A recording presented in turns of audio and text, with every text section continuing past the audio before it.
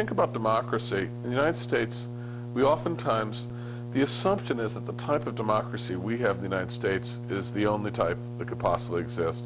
It's the high watermark of the human race is capable of, is U.S.-style democracy. In fact, though, I think we have, both in theory and in many ways in practice, in fact, in many ways, we have a frighteningly weak democracy. There is an unfortunate sense as well of powerlessness, that there really isn't very much that can be done about the state of things. You can't have 280 million people and say that two political parties represent the thinking of 280 million people. That's just think about that. And you know, the thing is that anthropologists, they're going to dig us up hundreds of years from now, and they are not going to understand us. And we've made a huge mistake inventing film and videotape because we're leaving behind a record of ourselves. We have a situation in which a significant percentage of the population doesn't vote, doesn't care about the issues, is tuned out entirely, is what we call depoliticized. In fact, we have a rate of depoliticization in the United States that must make a tyrant like in, you know, Indonesia envious. They say, how can I get one of these vegged out populations? The top 1% that controlled 90% of the wealth had two major political parties doing their bidding for them. And the other 99% had no political party on the ballot. And yet that 99% ran around waving little flags going, we're free, we're free, we live in a democracy. Oh, we're going to look like assholes. No, seriously, folks. We have more instant access to information as consumers and as citizens than we've ever had in the history of the country. That does not necessarily mean we're better informed. There's an apposite quote from Dr. Goebbels. It's a kind of an explosive, you know, thing to invoke here, but he said once, and this is an example of how sly he was, that what you want in a media system, and he meant the Nazi media system, is ostensible diversity that conceals an actual uniformity. The truth of the matter is that increasingly what we see, what we hear, and what we read is being controlled by fewer and fewer large multinational corporations. You know, in the last days of the Soviet Union, you had dozens of newspapers, dozens of magazines, all kinds of radio and television stations. The only problem is that all of that media was controlled by the Communist Party of the Soviet Union or the government of the Soviet Union. We are moving in that direction. There is an illusion of choice that's maintained when you can have 100 channels on your cable system, all these different studios, and the music industry with so many labels, and magazine stands that go on and on and on forever. Well, the owners are you know, a handful, 5, 6 different companies. And that is a very dangerous development for those of us who believe in a vibrant American democracy. When polls tell us that fewer and fewer people understand the political process, what the media does is trivialize what goes on, sensationalizes it, makes it entertainment, rather than saying, look, the function of the media is to educate you to live in a democracy, which is pretty serious stuff. You got a media system that's basically a subsidiary of corporate America.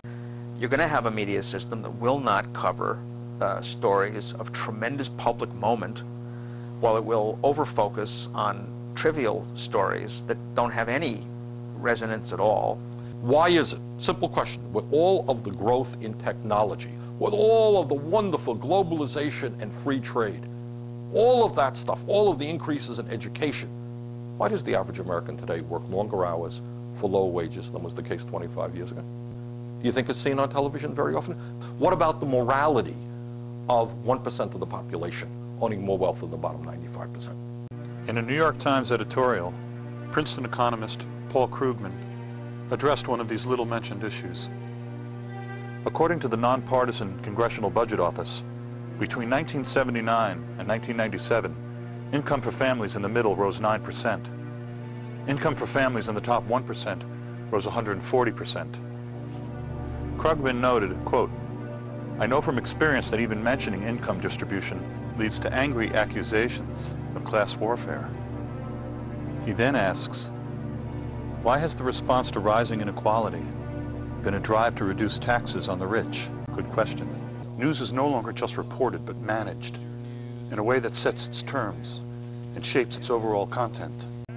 Has the mainstream media become an anti-democratic force in the United States? What you want to say is, if you have a self-governing society, a democratic society, what does that society need from its journalism so that people can govern their own lives effectively? And I think there are 2 or 3 things that jump out at you if you study the matter at all. And they're really not debated. One, you need a really hard watchdog. You need a journalism that keeps track of people in power and people who want to be in power.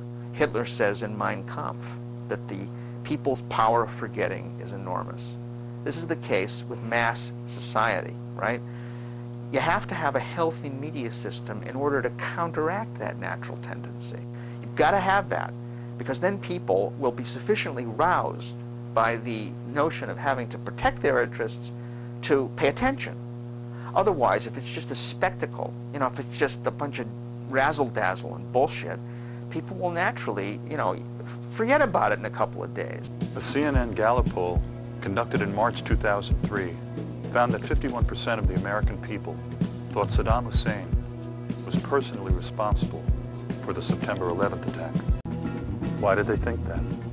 Forget about forgetting. They don't know. Yesterday there was a vote in the House of Representatives which would have provided, which passed, which would, if it carries into law, provide hundreds of billions of dollars in tax breaks to a handful of families in this country. It wasn't mentioned in the newspaper. The repeal of the estate tax. Half of the benefits of that repeal will go to the richest 1/10 of 1% of the population. All of the benefits will go to the wealthiest 2% of the families in America. You got that? 98% of the families do not pay 1 nickel in estate tax. I walked down the street a couple of months ago. Guy goes up to me and says, "Bernie, I'm really angry at you. I've got $20,000 in the bank and I want to leave my money to my kids, and why are you stopping me from doing that?" $20,000. This guy's not going to pay 1 penny in estate tax. People don't know that. So what they do is they poll. They got very good pollsters, and you play off the general ignorance of the population. People don't know much. Death tax sounds pretty good. Everybody who dies, you got to pay a huge tax to the federal government. Not true. We put the death tax on the road to extinction. The death tax is a bad tax. And yet that 99% ran around waving little flags going, "We're free! We're free! We live in democracy! Woohoo!" Your job is, if you're at the network, to cover the basics. The basics mean that government, the entire federal government with millions of employees, is boiled down to the White House and the Capitol. You have a reporter at each place, and they're on every night. And that's the extent of your federal government news coverage. It's idiocy. Shocking. It's shocking and it's pathetic. And so you can have an SNL scandal that goes on for years and no one notices it because that's an obscure, now defunct agency called the Federal Home Loan Bank Board. Well, how many reporters do you think are down there covering that? Hardly any. If a member of Congress gets an appropriation for $58,000 in order to put some funding into a house or something, or into something in his community, it's liable to make the front pages. Congressman Jones gets pork, $58,000 for this stupid project. Headlines. But when you spend hundreds of billions of dollars, it is more likely that the hundreds of billions will not be covered than the $58,000. How did journalism get this way? To remove controversy from story selection. So you can't be yelled at for why did you put this in the front page and didn't cover some other story. There becomes a tremendous reliance upon official sources as the basis of legitimate journalism. This was a new thing. In 1875, if the governor said something wacky, a newspaper editor would say, "I'm not going to cover that, it was stupid." Newspapers, they don't invent stories. They go to people, experts in this country, for their opinions on what's coming down or not coming down. It means those people in power, political power especially, but also business power, are sort of the assignment editors of journalism. What they want to talk about becomes news. If they agree that they don't want to debate something, like the CIA, it's virtually impossible for a journalist to introduce that as a story.